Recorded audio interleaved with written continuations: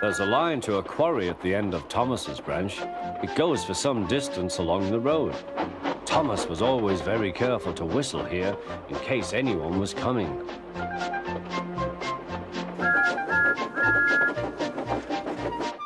Early one morning, a large policeman was sitting close to the line. Thomas liked policemen. He had been a great friend of the constable who had just retired. Peep, peep, he whistled, "Good morning." Thomas expected that the new constable would be friendly too, but was sorry to see that he didn't look friendly at all. He was red in the face and very cross. "Disgraceful," he spluttered. "I didn't sleep a wink last night. It was so quiet, and now engines come whistling suddenly behind me." "I'm sorry, sir," said Thomas. "I only said good morning." The policeman pointed to Thomas. "Where's your cowcatcher?" he asked. "But I don't catch cows, sir." "Don't be funny," snapped the policeman. He looked at Thomas's wheels. No side plates either, and he wrote in his notebook, "Engines going on public roads must have their wheels and a cowcatcher in front to protect people and animals from being dragged under the wheels if they stray onto the line. You haven't, so you are dangerous." "Rubbish," said Thomas's driver. "We've been along here hundreds of times and never had an accident." "That makes it worse," the policeman answered. He wrote "regular lawbreaker" in his book. Thomas puffed sadly away.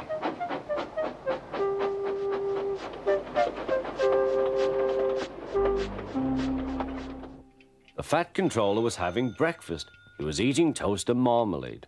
The butler came in. "Excuse me, sir, you are wanted on the telephone."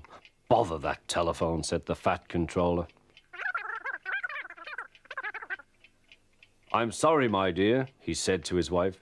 "Thomas is in trouble with the police, and I must go at once." At the station, Thomas's driver told the fat controller what had happened. Dangerous to the public, indeed. We'll see about that. The fat controller spoke to the policeman.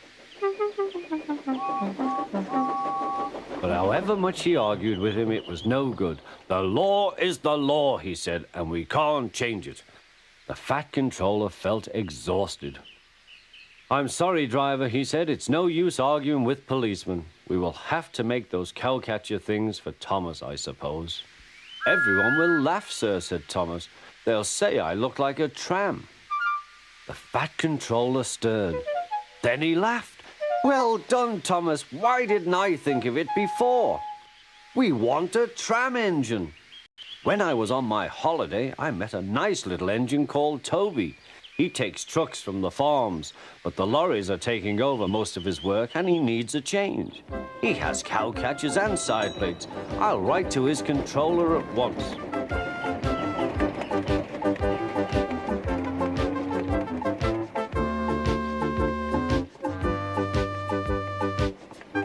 A few days later, Toby arrived.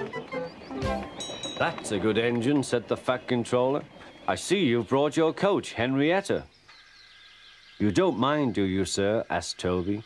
"The station master wanted to use her as a hen house, and that would never do." "No, indeed," said the fat controller. "We couldn't allow that."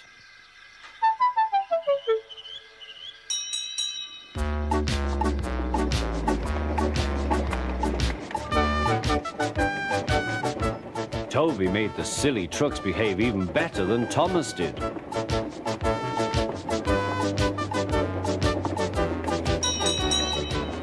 Oi, you!